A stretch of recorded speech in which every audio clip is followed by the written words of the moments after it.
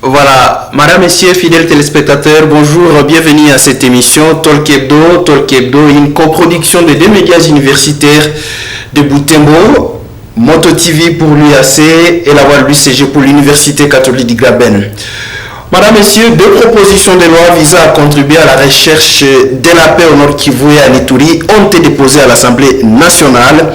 La première, portée par le député national Kambale Mathieu, élu du territoire de Béni, porte sur la levée du moratoire sur la peine de mort contre les récidivistes tueurs. La seconde, déposée à la clôture de la dernière session parlementaire, la session de septembre, par le député Tembo Seotama, élu de la ville de Butembo, porte sur l'autorisation des ports d'armes par les civils, par certaines populations civiles. Alors, quelle analyse faites-vous de ces deux propositions de loi et quelle chance pour la réussite d'une telle action?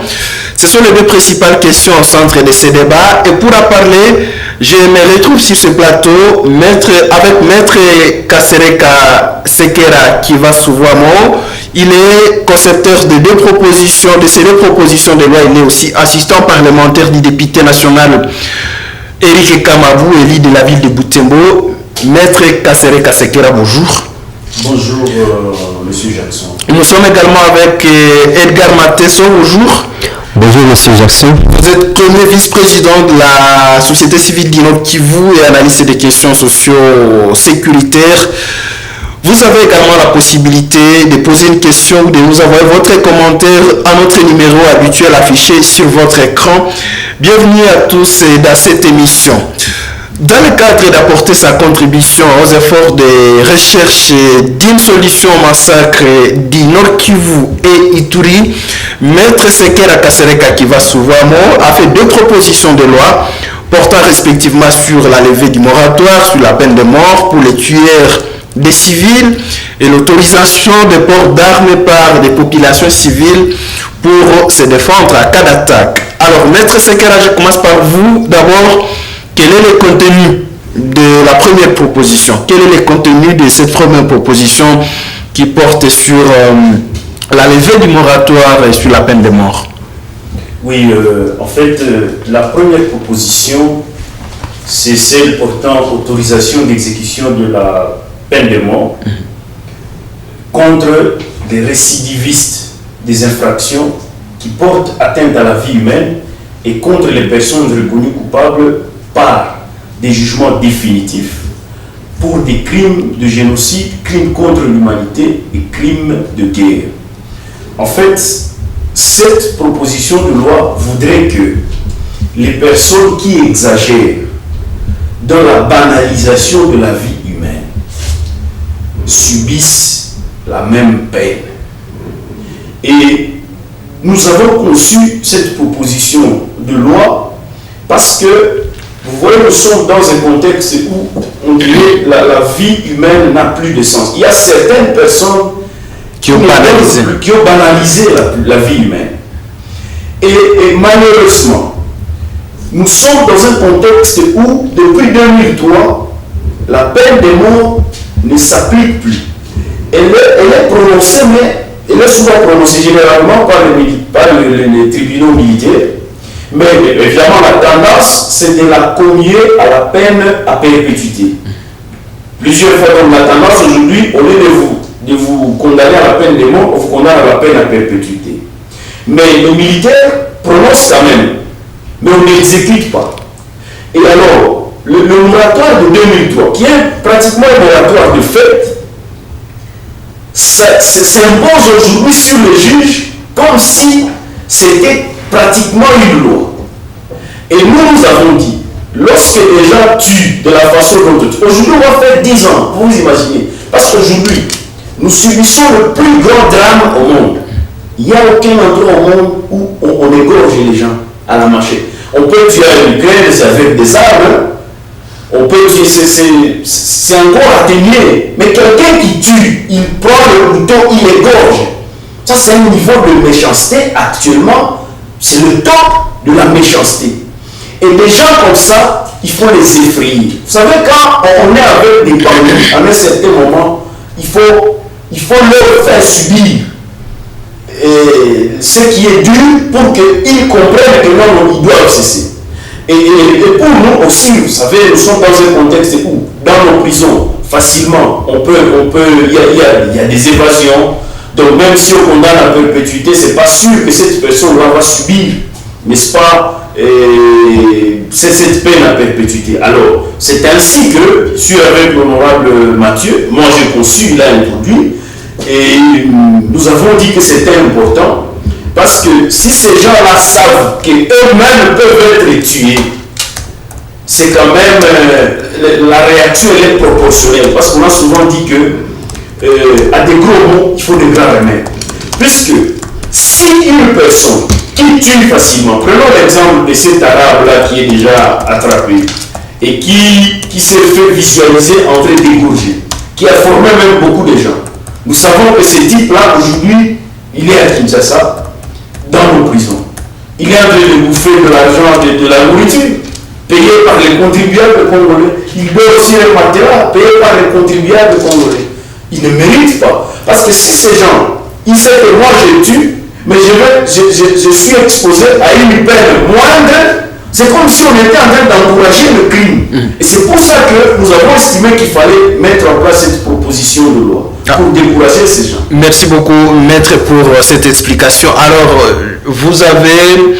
Est-ce que la proposition de loi que vous avez proposée, que vous avez donnée aux députés pour qu'elle soit proposée, n'entre pas en contradiction ou en conflit avec la Constitution elle-même, qui consacre à son article 16 la sacralité de la vie de la personne humaine? Non, bien au contraire, ça renforce cela. Et évidemment, ça peut avoir cette impression-là, mais en réalité, c'est pour la protection de la vie. En fait, ici, c'est une loi qui est faite au regard du contexte. Parce que, comme vous le savez, les députés nationaux font des lois. Parfois, quand on dit qu'ils font des lois, les gens ne perçoivent pas très bien l'importance d'une loi, parce que généralement on le dit théoriquement. Mais nous sommes ici dans un cas pratique où, depuis le 2 octobre 2014 jusqu'aujourd'hui, il y a des gens qui tuent. Ils tuent des enfants, ils tuent des mamans, ils viennent, ils égorgent. Il gomme un père de famille qui n'a rien fait. On le cause comme une chef. Et ça continue, c'est devenu une habitude. Et il y a des gens qui sont auteurs de ça. Et c'est contre ces gens qu'il faut défendre la société. Parce que le député, c'est un défenseur de la société. C'est un avocat de la population. Et il fait des lois. Cette loi vient ici. C'est pour défendre la société contre les personnes qui banalisent la vie. Parce que finalement, lorsque ces gens verront que, c'est comme un peu la loi du talion, lorsque ces gens voient que si nous tuons, nous allons nous-mêmes être tués, c'est le moyen proportionnel pour les dissuader. Parce que si on dit, vous tuez, on va vous condamner à la peine à perpétuité, ça veut dire qu'on vous condamne à une peine moindre que ce que vous faites, et à ce moment on vous encourage. Et moi je crois qu'aujourd'hui c'est opportun qu'il faut adopter une telle loi et commencer à l'appliquer pour que l'on voit cet arabe-là qui s'amuse à égorger et passer à la guillotine. Comme ça les autres vont avoir peur, ils vont dire ah, donc nous-mêmes si nous sommes attrapés, nous allons subir la même chose. Le but en réalité c'est de protéger la vie humaine, c'est de faire peur à ceux qui banalisent la vie pour que finalement il y ait de l'ordre qui soit remis. Merci maître Edgar Matesso, vous êtes premier vice-président de la société civile du Nord Kivu. Vous venez de suivre les explications de maître Sekera au sujet de cette possibilité, sa proposition consistant à parvenir à la levée du moratoire sur la peine de mort. Quelle est la chance que vous accordez à la réussite d'une telle action? Bien, merci. Tout d'abord, moi, je salue l'initiative de Maître Sekera qui essaye de réveiller le débat sur le moratoire de peine de mort une question qui, depuis les années 2003, était en train de connaître des mutations, parce que c'est dans plusieurs pays, cette loi existait, où il fallait, quand vous avez commis un crime grave, il faut vraiment qu'on vous achève. Mais au nom d'une prétendue droit de l'homme, il a été décidé que cette loi soit abrogée et que désormais quelqu'un commet les crimes, que quelqu'un commet des genres de massacres auxquels nous sommes en train d'assister, on peut le laisser continuer à vivre. Ce qui n'est pas normal parce que parfois, considérant l'état de nos prisons, l'état de notre pays même,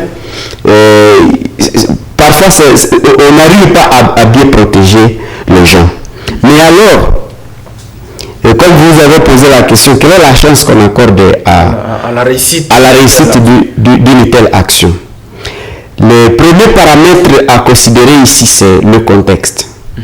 Donc, si vous initiez une loi par rapport au contexte, lorsque ce contexte va passer, cette loi n'aura plus sa place.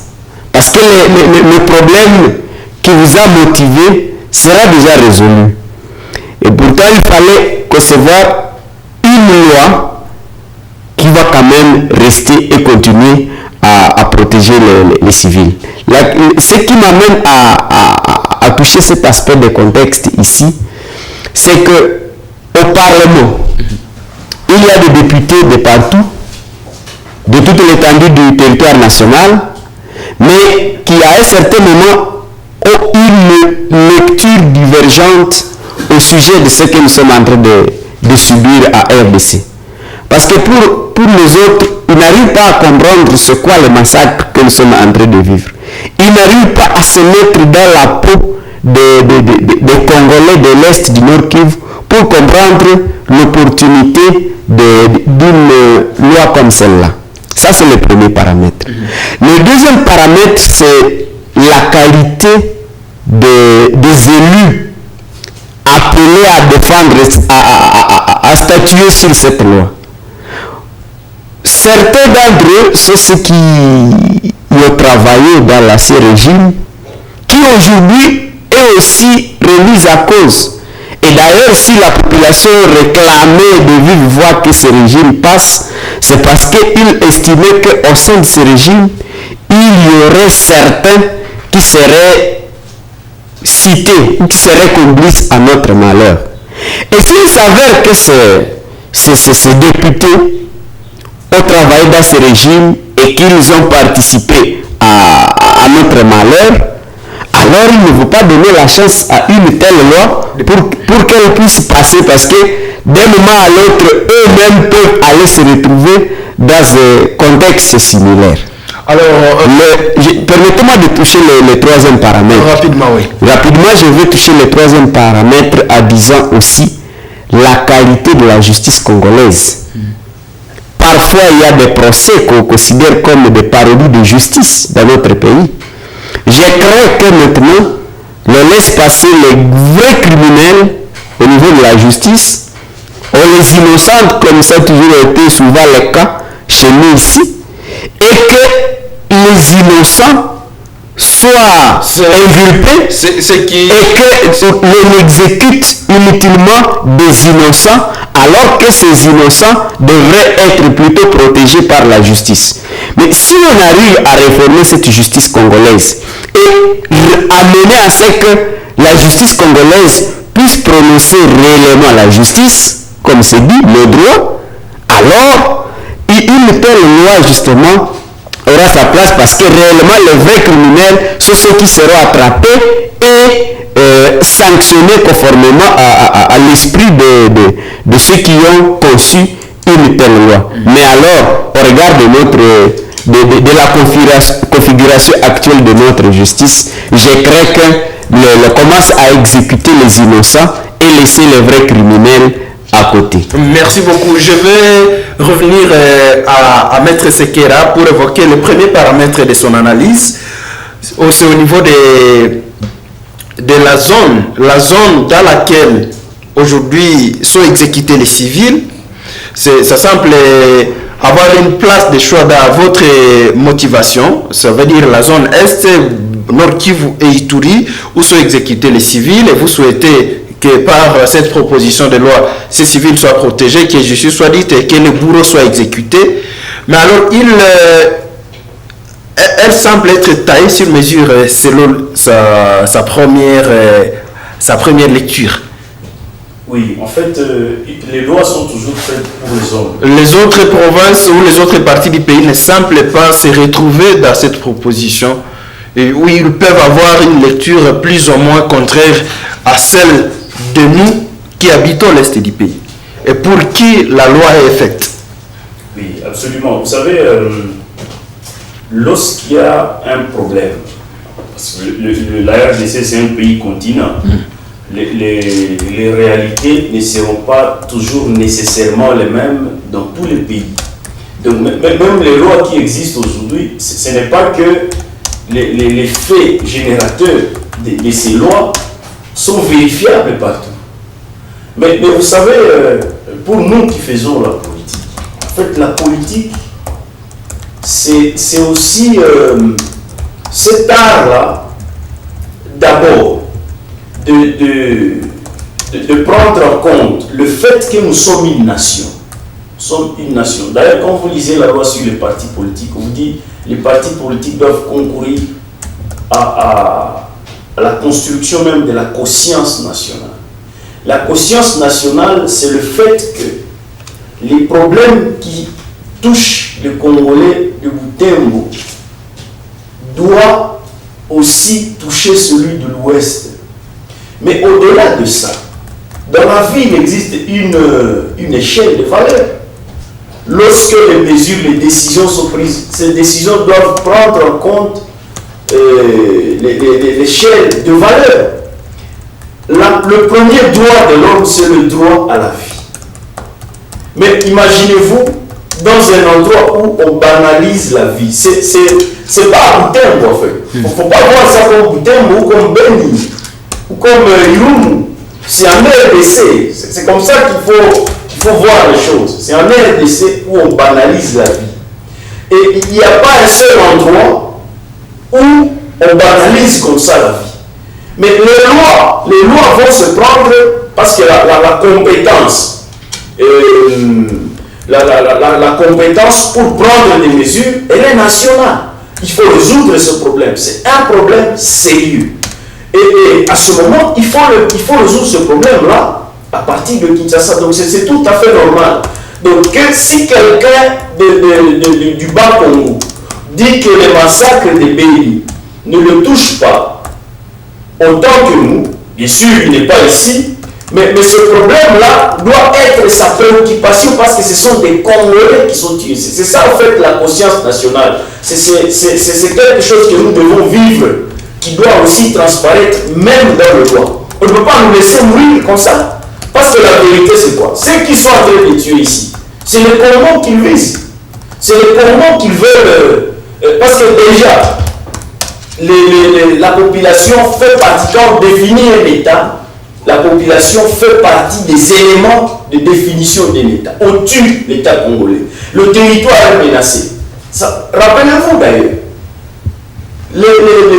toutes les guerres qui ont menacé le pays dans son intégrité ont toujours commencé par ici. Donc, ce problème ici concerne tout le pays. Il ne faut pas voir seulement ici, c'est la RDC, même si c'est à Butembo, c'est en RDC. Mais de deux, si je voudrais revenir sur quand même quelque chose que nous devons comprendre, et je voudrais que les téléspectateurs, la population me suivent très bien. La capacité des élus doit aussi consister à convaincre les 500 autres députés que c'est notre problème qui est la priorité. Et ça, c'est un travail que les députés doivent faire. Parce que réellement, c'est ça la priorité. Qu'est-ce qu'on peut dire aujourd'hui que dans ce pays, c'est une priorité plus que préserver les vies des Congolais. Et maintenant, ça nous appartient. Il nous appartient, nous, élus d'ici. Alors, de convaincre les autres. Alors maintenant, Edgar Matesso a évoqué également la qualité de ceux qui doivent adopter ces propositions de loi. Il pourrait y avoir parmi eux des complices, comme on l'a dit depuis le début de cette tuerie. Les complices se retrouveraient même dans le rang de ceux qui gouvernent et des parlementaires. Comment vont-ils adopter une loi, une proposition qui pourrait un jour tourner contre eux? Non, d'abord, ce qu'il faut dire, c'est que généralement, nos assemblées sont souvent renouvelées, en grande partie. Ceux qui reviennent ne sont pas souvent nombreux. C'est de un. Mais de deux,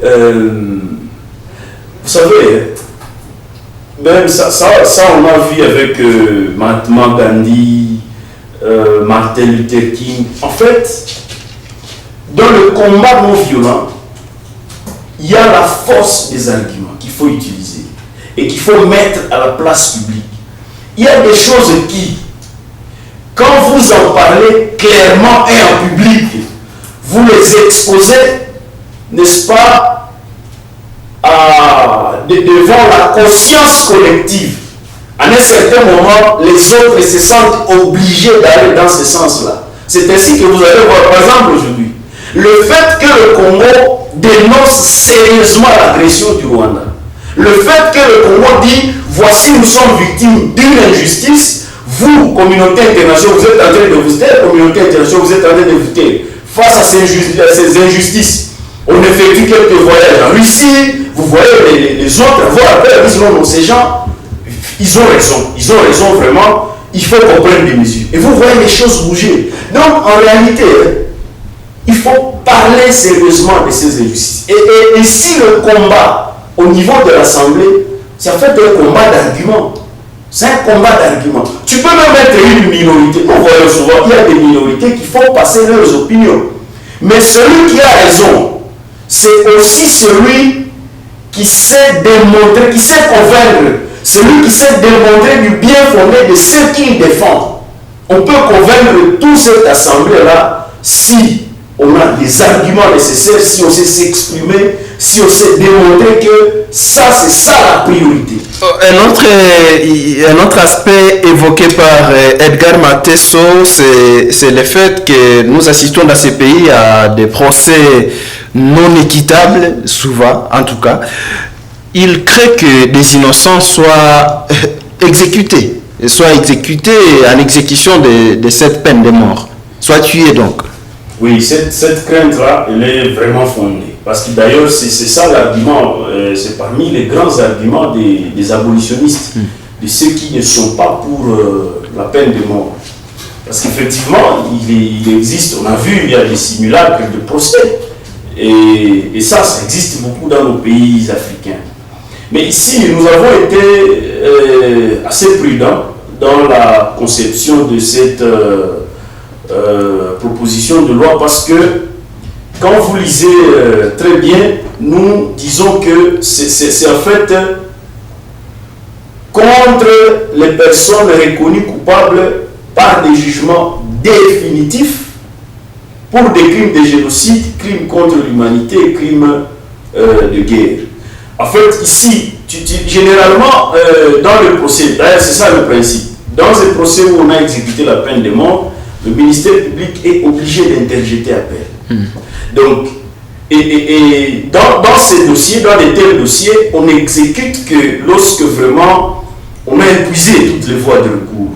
Je pense que c'est quand même c'est un, comment dire, c'est un triage qui peut permettre à ce que il y ait moins d'erreurs. Merci. Lorsque ce sont des jugements définitifs. Mais aussi, je voudrais quand même peut-être en finissant, rapidement. Il y a des cas qui sont avérés, comme cet arabe-là, qui a été vu, qui fait des vidéos en train d'égorger. Si ce garçon-là est pendu, tué dans ce pays, qui va dire qu'on a tué l'innocent? Voilà, merci maître. Surtout des cas comme ça, surtout pour des cas comme ça, faut lire l'esprit de cette proposition, c'est beaucoup plus pour des cas avérés comme cela. Merci maître. Edgar Matesso, est-ce que la première proposition de loi ici portant sur la levée du moratoire, sur la peine de mort, est-ce qu'elle est à conformité avec la Constitution?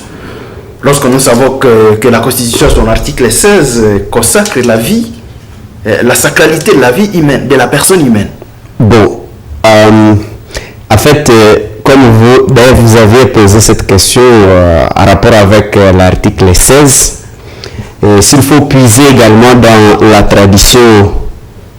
tradition africaine, chez les Nandes par exemple, d'ici donc on ne peut pas. Donc l'abolition de la loi d'italien, œil pour œil, dent pour dent, cela est déjà plus ou moins aboli. Justement à travers la culture africaine, vous allez trouver que cela, ça ne passe pas à partir même de la morale chrétienne. Ça ne passe pas non plus. Au niveau même de la Constitution, ça ne passe pas. Et même de la Déclaration universelle des droits de l'homme, ça ne passe pas. Mais quand même, le fait que Maître est en train de souligner, c'est quand même un fait avéré, où finalement, il y a certaines personnes qui en profitent. Ils savent que même s'ils commettent certains crimes, des crimes graves, bon, il sait qu'on va le garder quelque part à prison. Avec la possibilité d'évader les jours. Avec la possibilité, nous connaissons la qualité de nos prisons. Un jour, il peut encore quitter et il va rejoindre encore les rangs des criminels. Et ça, c'est dangereux. Et je crois que c'est le problème qu'il était en train de vouloir résoudre. Mais je me dis qu'il faut quelques préalables pour qu'on en arrive là. Il faut quelques préalables. Et le premier préalable, comme vous êtes en train de le dire, c'est la réforme de l'appareil judiciaire lui-même. Si on arrive à mener une réforme et que l'on se rassure que désormais les procès sera équitable et que réellement celui qui sera condamné, c'est le coupable. Et à ce niveau-là, comme il a en train d'évoquer le cas de l'arabe, là oui. Mais on a vu d'autres procès dans ces pays où celui que, même à l'œil de quelqu'un qui n'a aucune notion de droit et de justice, il voit que c'est elle qui est coupable, mais le tribunal va l'acquitter et condamner un innocent. Et à ce niveau-là, vous comprenez. Même si le maître a évoqué les faits, par exemple, de récidivité. Mais si, par exemple, X, dans le pouvoir que nous connaissons, peut avoir des problèmes avec monsieur tel, il peut chercher à le condamner aujourd'hui et à le faire condamner encore demain pour qu'on l'exécute, pourvu qu'il s'écarte de lui, un potentiel concurrent, un potentiel adversaire politique peut-être, ou en tout cas carrément un innocent. Et c'est là que justement nous devons fonder notre peur et nous rassurer que cette justice a déjà été réformée pour qu'une telle initiative ait la chance de répondre aux problèmes réellement posés. Le deuxième préalable, c'est le principe de John Rawls, ce qu'il appelle le principe de voile de l'ignorance. Il faudrait que ceux qui vont discuter cette loi se rassurent qu'eux-mêmes ne sont pas d'abord concernés. Parce que s'ils sont réellement concernés, ils ne vont pas accepter que ça passe, quelle que soit la force des arguments. Ils vont faire tout pour bloquer les choses. Et on sait comment notre Parlement est parfois mécanique. La garantie que Maître donne, c'est que chaque fois, le Parlement est renouvelé à chaque législature. Mais la proposition est déposée pendant cette législature. Maître connaît la qualité de député que nous avons. Ce sont les gens du FCC qui sont là pour la plupart et qui se sont convertis à l'union sacrée avec leur passé, avec leur histoire, avec leur comportement, avec leur nature. Et s'il faut alors que cette loi soit discutée, et comme il faut donner la chance au renouvellement du Parlement, Alors que maître accepte que la loi ne soit pas, les propositions de loi ne soient pas discutées pendant cette législature. Merci. Parce que là, à ce niveau-là, on va connaître un sérieux problème. L'autre défi que va connaître cette loi, c'est que la plupart des crimes graves jusqu'à présent semblent ne pas encore être reconnus par la République. Les massacres de Béni, nous avons plaidé, nous avons milité plusieurs fois que l'on puisse reconnaître qu'il s'agit de crimes de génocide. Mais vous connaissez les réponses nous réservées par les dirigeants actuels et les dirigeants du régime passé. Jusqu'aujourd'hui, personne au Parlement, personne au gouvernement ne veut pas aborder cette question pour que les experts puissent étudier vrai ou faux, il s'agit de crimes de génocide ou pas. Et alors, à ce moment-là, cette loi risque pour le moment, risquera de rencontrer ce mur devant elle.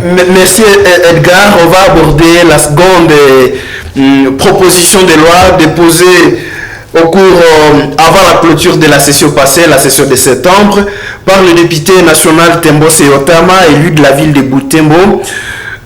Cette proposition de loi porte sur l'autorisation des ports d'armes par certaines personnes parmi la population civile. Maître, je reviens vers vous pour brièvement nous donner le contenu de cette autre proposition de loi. Oui, en fait, cette proposition de loi, avant que je ne donne un peu, je voudrais dire quand même un peu. En fait, sur le plan social, de l'ordre social, par rapport au premier sujet, en fait, je ne vois pas pourquoi il faut respecter la vie de ceux qui ne veulent pas respecter les vies des autres. Ça, c'est le premier principe. De deux, je suis moi-même pour la suppression de la peine de mort, sauf si nous avons des garanties que nous avons des prisons où quelqu'un peut être condamné et y passer toute sa vie. Parmi les garde-fous de cette loi, évidemment, je remercie mon frère Edgar qui est revenu, il y a le récidiviste, ça veut dire qui exagère. On veut qu'il soit tué seulement ceux qui exagèrent. Là, vous donnez ça à l'appréciation du juge. À l'appréciation du juge. Vous laissez ça à l'appréciation du juge. Oui, bien sûr. Mais aussi, par rapport aux limites, aux obstacles que mon frère Edgar a soulevé, en fait, il y a quelqu'un qui disait, c'est pas parce que les choses sont difficiles que nous ne devons pas oser. Mais nous devons plutôt oser parce que les choses sont difficiles. Donc nous devons, quels que soient les obstacles, il faut se battre. Et on a souvent dit ceci, à cœur vaillant, rien d'impossible. Il faut dans la vie, et ça c'est de façon pédagogique, ne cédez jamais de vous battre pour le triomphe du bien que vous voulez pour la société. Alors, abordons la deuxième, la seconde proposition de loi portant sur le port d'armes par des civils. Oui, en fait, cette proposition est motivée par deux grands arguments. Le premier argument est d'ordre juridique et c'est la légitime défense. La légitime défense, dans ce contexte toujours de Béni, qu'est-ce qui se passe à Béni? Depuis le début des massacres jusqu'aujourd'hui, les populations sont toujours tuées pendant plusieurs heures sans qu'il y ait un secours. Et pire, il existe plusieurs cas où les forces de l'ordre ont refusé d'aller secourir. Et ici, je vais vous donner un élément de preuve.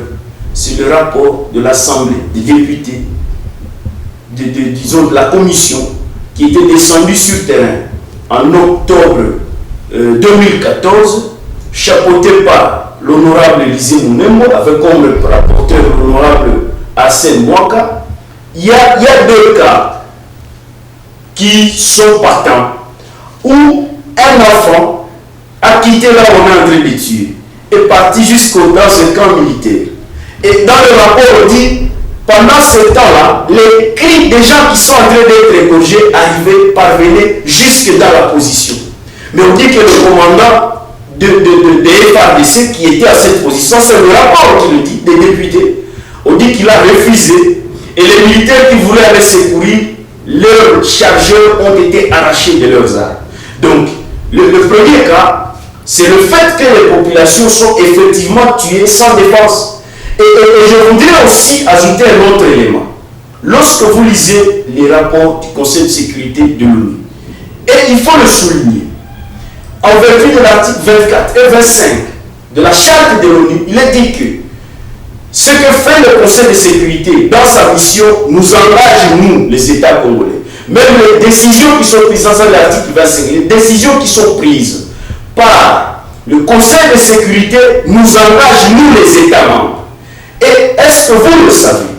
Lorsque vous lisez les sanctions qui ont été faites contre le général Mundos, qui est actuellement dans notre armée, le Conseil de sécurité dit que c'est lui qui avait ce groupe armé qu'on appelle ADF Monica. Le Conseil de sécurité dit qu'avec ce groupe, il a participé à l'étude. Le Conseil de sécurité dit aussi qu'il a utilisé les forces armées de notre pays pour tuer les civils. Lorsque vous lisez le rapport du BCNUDH du 15 de mai 2015, du BCNUDH, parce que le BCNUDH aussi travaille sous le mandat du Conseil de sécurité. Et ces rapports-là nous engagent. On cite le 809e régiment, on cite le 905e régiment. En fait, ici, la population est tuée sans défense. Parfois tuée par ceux qui sont censés la protéger. Dans ces conditions, que dit la loi? Vous n'avez pas d'autre choix que de vous défendre vous-même. Et c'est pour ça que maintenant, il y a ce qu'on appelle, il y a le principe de la proportionnalité dans la légitime défense. En fait, pour vous défendre valablement, vous avez le droit d'utiliser le même arme que l'agresseur.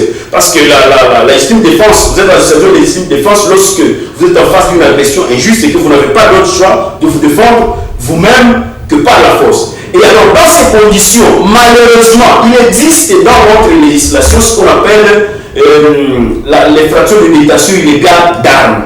Alors, dans cette infraction-là, il est dit qu'un civil ne peut pas détenir une arme. Maintenant, puisqu'un civil ne peut pas détenir une arme et que nous sommes dans un contexte où on tue presque chaque jour, c'est maintenant le contexte, c'est sécurité de bientôt, c'est 10 ans, il faut maintenant doter, il faut faire des formations rapides à la population et il faut doter cette population des armes pour qu'elle parvienne à se défendre. Et pour moi, ce n'est pas une faveur, c'est un droit qu'il faut accorder à cette population. Merci beaucoup. Il y a aussi le deuxième argument pour terminer, c'est l'article 63 de la Constitution qui dit qu'on a le droit et le devoir sacré de défendre le territoire national, tout civil. Voilà la motivation de cette proposition de loi. Merci beaucoup, Maître Edgar. Vous avez compris que je lui ai accordé assez de minutes pour nous permettre de comprendre la motivation de ses propositions. Tout à fait. Avant d'apporter vos commentaires, est-ce que cette loi, une telle proposition, a la chance d'être adoptée au Parlement? Bon, je vais aussi encore apporter ma lecture, à commencer d'abord par les féliciter pour l'initiative, comme je l'ai fait pour la première proposition de loi, parce que c'est ce genre de scientifiques dont nous avons besoin, qui essayent de proposer quelque chose, qui osent, même quand c'est difficile, ils osent. Mais alors, je doute que cette loi passe encore une fois. C'est encore une fois des analyses. Le premier doute est fondé sur le fait que la loi portant autorisation des ports d'armes existe. Donc il propose quelque chose qui existe déjà. C'est la loi de 1985 qui a existé sous le régime de Mobutu. Mais cette loi, c'est vrai, on reconnaît, elle a ses limites. Et je crois que l'initiateur pourrait dire qu'il propose une loi qui modifie la loi qui existe déjà. Et à ce moment-là, vous pouvez jouer sur les faiblesses de la loi qui existe. Parce que cette loi, par exemple, à l'article 10, dit que pour être autorisé à porter l'arme, il faut l'aval du président de la République. Et évidemment, il se fait qu'il y a vraiment un grand fossé entre la population civile et le président de la République. Quand est-ce qu'un citoyen ordinaire pourrait aller rencontrer le président de la République pour avoir son aval? Peut-être que dans dans cette proposition de loi, comme je suggère qu'il fallait dire que c'est une loi modifiée, on dirait que l'autorisation proviendrait par exemple du commandant de la police de son ressort. À ce moment-là, on a la possibilité d'accéder au commandant de la police. Le deuxième aspect, c'est lorsqu'on souligne la légitime défense comme étant la motivation de cette loi. Et que dans la légitime défense, il y a ce qu'il a appelé, et ce qu'on appelle d'ailleurs la proportionnalité de l'arme, de la force. L'ADF, traditionnellement, pour nous égorger, pour nous tuer, il utilise la machette. Ça veut dire que pour nous défendre contre l'ADF, s'il ne s'agit que de l'ADF, il nous faudra utiliser également des machettes. Ça, c'est le premier aspect. Mais aussi au niveau de la proportionnalité. Une victime agressée dans sa maison trouve, quand est-ce qu'il aura le temps d'aller vérifier la qualité de l'arme de l'agresseur, le nombre d'armes, le nombre de munitions, la qualité de ceci. Et même le nombre d'agresseurs. Le nombre d'agresseurs pour dire... Parce que s'il faut prendre l'arme à feu, dès lors que nous avons des armes blanches, l'ennemi est venu avec une machette. Avec la machette, il arrive à m'achever. Moi, si j'utilise le fusil pour l'agresser, pour riposter, moi je serai condamné parce que je n'ai pas respecté la proportionnalité de l'arme de l'agresseur. À ce niveau-là aussi, ça cloche.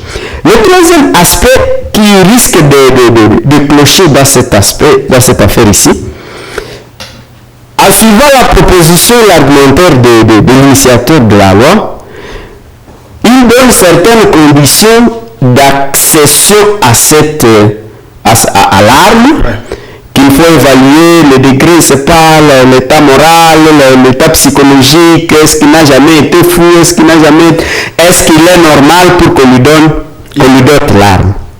Tout à fait normal, scientifiquement. Mais l'effet que nous vivons à Beni est tel que ceux qui sont agressés, ceux qui sont tués, ce sont des gens qui n'ont aucun moyen de défense et dont on n'a même pas le temps d'évaluer le degré d'état de santé.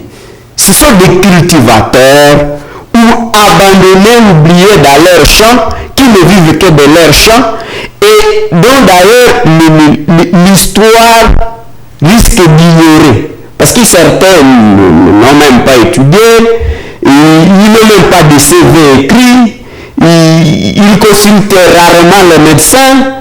Et pour dire qu'à ceux-là,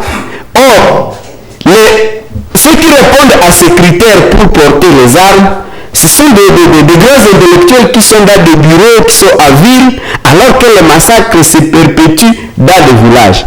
Je pense qu'à ce niveau, pour corriger, il fallait dire, on va identifier les périmètres sécuritaires sous menace et on considère que ces ménages, tous ces ménages ici sont sous menace, armons-les.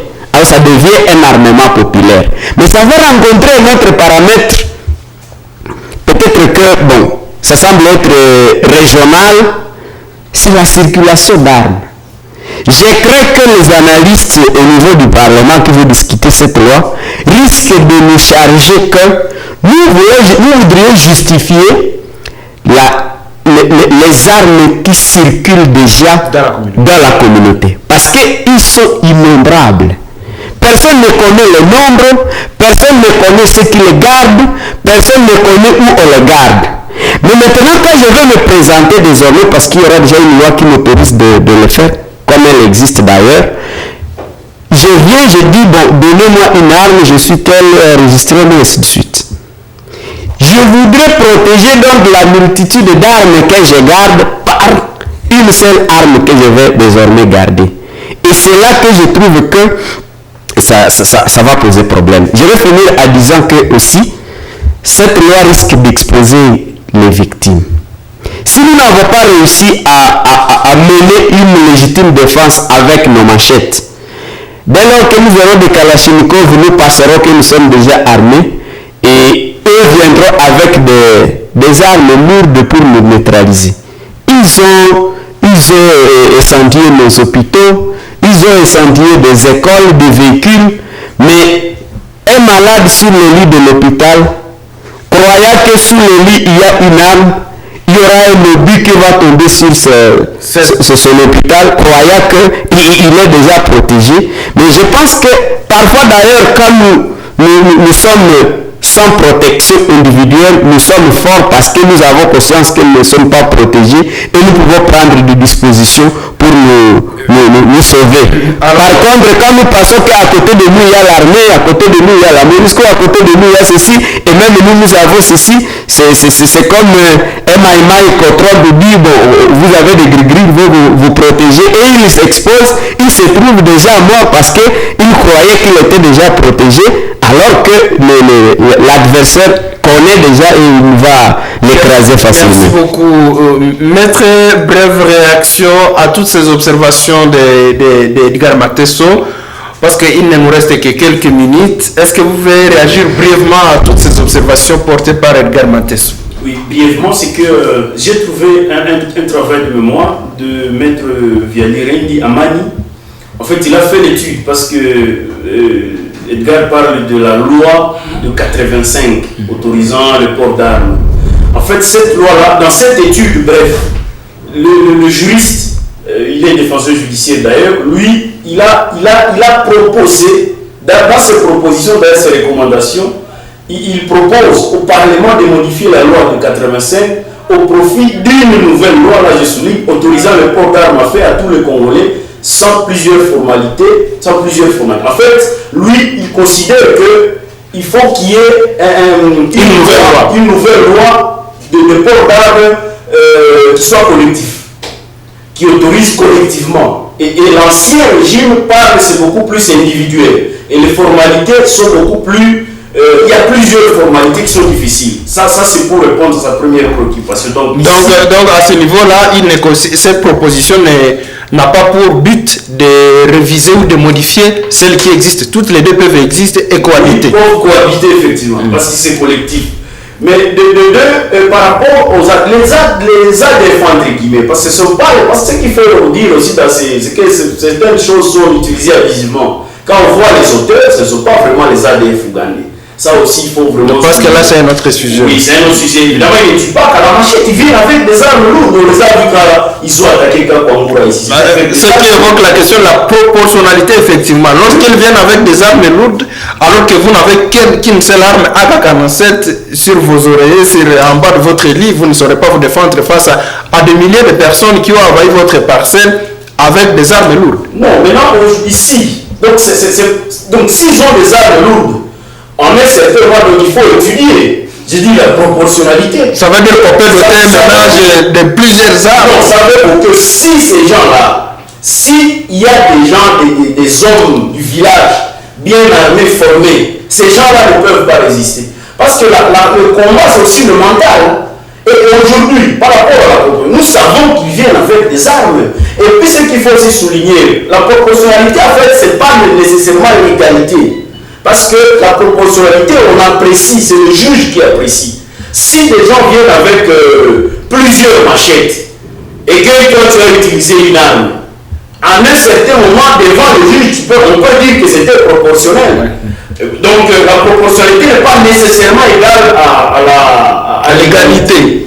Mais aujourd'hui, nous savons qu'ils utilisent les armes. C'est ce que nous disons que les victimes ont aussi le droit d'utiliser des armes. Ceux qui sont tués, je voudrais, dans une autre émission, mon frère a utilisé le terme vaurien. Ceux qui sont tués, j'espère heureusement qu'il ne l'a pas utilisé. Non. Dans la loi, en fait, l'esprit de la loi, on veut qu'on puisse donner, on sait que l'arme c'est un instrument dangereux, mais pour nous, il faut donner l'arme aux personnes les plus responsables de la société. Alors comme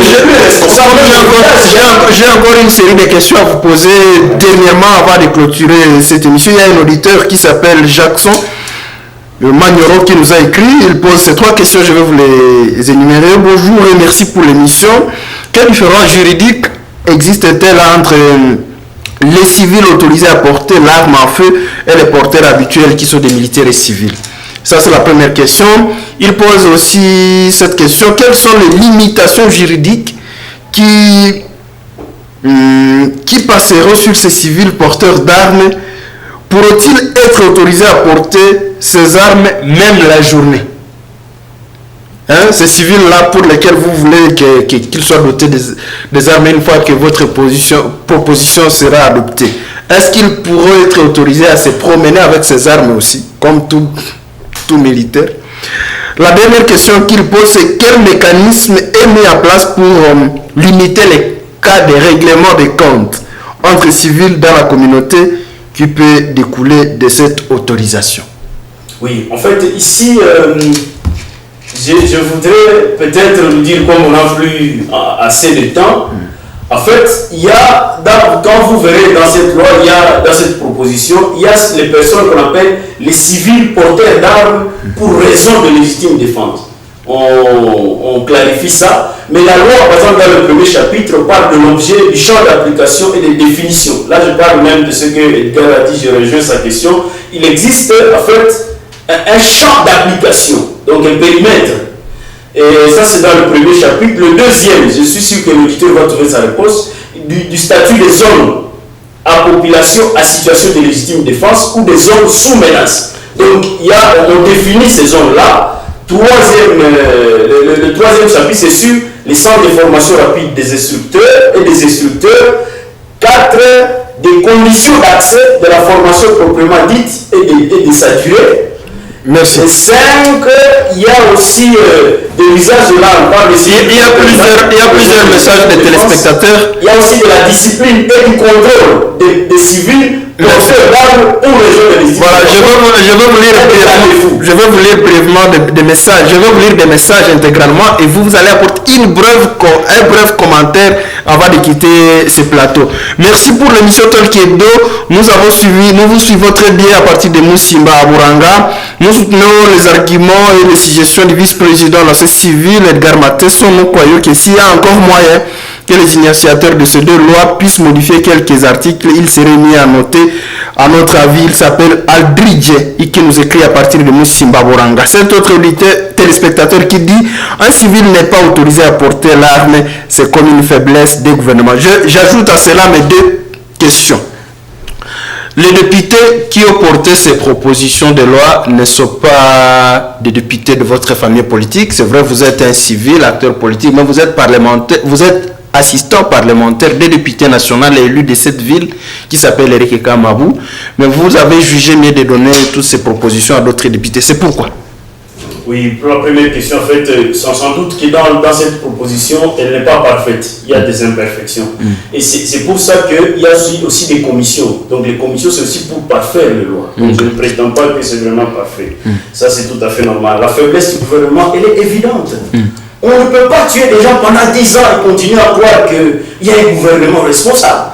Mais maintenant, en attendant que les réformes aboutissent et qu'on ait une armée qui va être en mesure de protéger tout le monde. C'est depuis San City qu'on parle de la réforme de l'armée. Si ça vient après 10 ans, donc on nous aura déjà tous égorgés. C'est pour ça qu'il faut prendre des mesures actuelles. Pour finir par rapport à votre question, en fait, vous savez, nous autres, on fait de la politique avec une indépendance d'esprit. Et nous avons vraiment des fortes convictions. Pour moi, il y a certains problèmes. Vous savez, ce qui tue ce pays, c'est la politisation des questions qu'il faut observer avec un regard objectif. C'est un problème qui n'a pas de couleur politique. C'est vrai, dans ma famille politique, j'ai essayé de proposer. Ce n'est pas passé. On n'a pas eu les mêmes points de vue que certains des élus qui devaient porter cette proposition. Que vos élus? Oui. Les élus de votre parti? Oui. Et je dois être sincère. Et c'est pour ça que j'ai eu à donner ça à quelqu'un qui a été d'accord. Mais est-ce qu'ils soutiennent ça de la même façon que vous pourriez le faire au sein de votre famille politique? Est-ce que Tembo se tient vraiment à ce que cette proposition soit votée? Est-ce que Mathématien tient que cette proposition soit votée? Il semble qu'il ne les déposent que pour les déposer et ils croisent les bras, il n'y a pas de suivi, il n'y a jamais eu de débat alors que la première avait été déposée en mai dernier. Ça fait déjà plusieurs mois. Il n'y a jamais eu de débat. Et pourquoi? C'est là qu'ils sont des élus. Ce sont des élus, on va les observer. Et c'est la population qui aura jugé s'ils ont fait pour le faire, s'ils ont été à la hauteur. Merci beaucoup. Conclusion, Edgar, on va quitter ces plateaux. Oui, je vais conclure à 3 éléments à 10 ans. Le premier élément, c'est que ces lois, j'ai l'impression qu'elles ont peu de chances de passer. Parce que si au niveau de la famille politique, on n'a pas été d'accord de les porter, alors que ce sont eux-mêmes les parlementaires qui vont les discuter et les voter, ils vont se ranger derrière ceux qui vont faire échouer ces lois parce qu'elles seraient venues d'une autre famille politique. Deuxième conclusion, c'est que notre pays, notre gouvernement n'est pas faible parce qu'il n'y a pas de loi. Il est faible parce qu'il y a des individus faibles. Et donc nous pouvons nous donner des lois, nous pouvons nous proposer plusieurs lois. Ce ne sont pas les lois qui rendront notre gouvernement fort, mais si nous y apportons des hommes solides, capables de défendre au moins ou de faire appliquer les lois qui existent, nous aurons un gouvernement fort. Et ma dernière conclusion, vous avez annoncé que nous sommes les médias qui interviennent sur 2 universités. Comme il s'agit des universités, moi je voudrais demander aux initiateurs de pouvoir distinguer les choses. La loi telle qu'elle est annoncée, la dernière surtout qu'on va débattre, c'est qu'elle met en confusion 3 possibilités de loi. La première possibilité, c'est la loi portant sur l'application de l'article 63 de la Constitution. Ça doit être une loi à part. La deuxième loi qui doit découler de cette initiative, c'est la loi portant sur la conscription, c'est-à-dire la formation obligatoire à l'armée. Chez les jeunes, par exemple, comme on est en train de vouloir le faire à l'université. La troisième loi qui devrait découler de cette initiative, c'est maintenant l'autorisation des ports d'armes. Mais sinon, on semble sentir comme s'il y a eu confusion de toutes ces 3 possibilités de loi en une seule loi et ça risque de donner trop peu de chance à cette loi d'être votée par le. Merci beaucoup. Talk Hebdo, c'est terminé pour ce vendredi. Merci à vous tous de nous avoir regardé à travers Moto TV et de nous avoir écouté à travers la voix l'UCG. Talk Hebdo, je rappelle que c'est une coproduction des médias universitaires de Butembo, Moto TV pour l'UAC et la voix l'UCG pour l'Université catholique de Graben. J'ai le plaisir d'avoir sur ce plateau Maître Sekera Kasereka qui va souvent mon concepteur de 2 propositions de loi sur lesquelles apporter ces débats. Merci d'être venu, d'avoir répondu à notre invitation. Edgar Matesso, premier vice-président de la CCV du Nord Kivu, merci également d'avoir répondu à notre invitation. Madame, Messieurs, cette émission est à regarder sur Moto TV en rediffusion ce samedi et le dimanche est à réécouter à travers la voix l'UCG le dimanche, la journée le soir à partir de 19h30. Je vous laisse suivre le reste du programme de Moto TV et de la voix l'UCG. Au revoir. Merci beaucoup.